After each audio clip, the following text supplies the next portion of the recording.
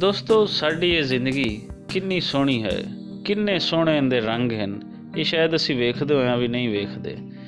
ਇਸੇ ਤਰ੍ਹਾਂ ਦਾ ਹੀ ਇੱਕ ਰੰਗ, ਇੱਕ ਖੂਬਸੂਰਤੀ ਉਹ ਕੱਲ੍ਹ ਵੇਖਣ ਨੂੰ ਮੈਨੂੰ ਮਿਲੀ ਜਦੋਂ ਜਿਵੇਂ ਮੈਂ ਮਿੰਸ਼ਨਾਬਾਦ ਤੋਂ ਹੈਡ ਸੁਲੇਮਾਨਕੀ ਪੁੱਲ 'ਤੇ ਚੜ੍ਹਿਆ ਅਤੇ ਅੱਗੇ ਗਾਵਾਂ ਦੇ ਉਹ ਵੱਛੇ ਜਿਹੜੇ ਚੋਲਿਸਤਾਨ ਤੋਂ ਆਏ ਲੋਕਾਂ ਨੇ ਵੱਖਰੇ ਟਾਲੇ ਹੋਏ ਹਨ ਔਰ ਗਾਵਾਂ ਵੱਖਰੀਆਂ ਟਾਲੀਆਂ ਹੋਈਆਂ ਹਨ। ਮੇਰੇ ਅੱਗੇ ਆਏ ਉਹ ਵੱਛਿਆਂ ਦਾ ਅਈੜ ਜਿਨ੍ਹਾਂ ਨੂੰ ਹਾਂਕ ਕੇ ਲੈ ਜਾ ਰਹੀ ਸੀ ਉਹਨਾਂ ਦੇ ਚਰਾਉਣ ਵਾਲਾ। ਇਹ ਮੰਜ਼ਰ ਦੇ ਵਿੱਚ ਜਿੱਥੇ ਉਹਨਾਂ ਨੂੰ ਡਾਂਗਾ ਫਿਰਦੀਆਂ ਹੋਈਆਂ ਬੁਰਾ ਵੀ ਲੱਗ ਰਹੀ ਹੈ, ਉੱਥੇ ਉਹਨਾਂ ਦੀ ਖੂਬਸੂਰਤੀ ਔਰ ਮਾਸੂਮੀਅਤ ਉਹ ਕਿੰਨੀ ਚੰਗੀ ਲੱਗ ਰਹੀ ਹੈ। ਆਓ ਇਹ ਤੁਸੀਂ ਵੇਖ ਵੀ ਰਹੇ ਹੋ ਅਤੇ ਤੁਹਾਨੂੰ ਮਜ਼ੀਦ ਅੱਗੇ ਵਿਖਾਉਂਦੇ ਹਾਂ ਕਿ ਉਹਨਾਂ ਨੇ ਉਸ ਹੈਡ 'ਤੇ ਕਿਵੇਂ ਕਬਜ਼ਾ ਕੀਤਾ ਹੋਇਆ ਹੈ ਜਿਸ ਹੈਡ 'ਤੇ ਹਮੇਸ਼ਾ ਗੱਡੀਆਂ ਦਾ ਕਬਜ਼ਾ ਹੁੰਦਾ ਹੈ।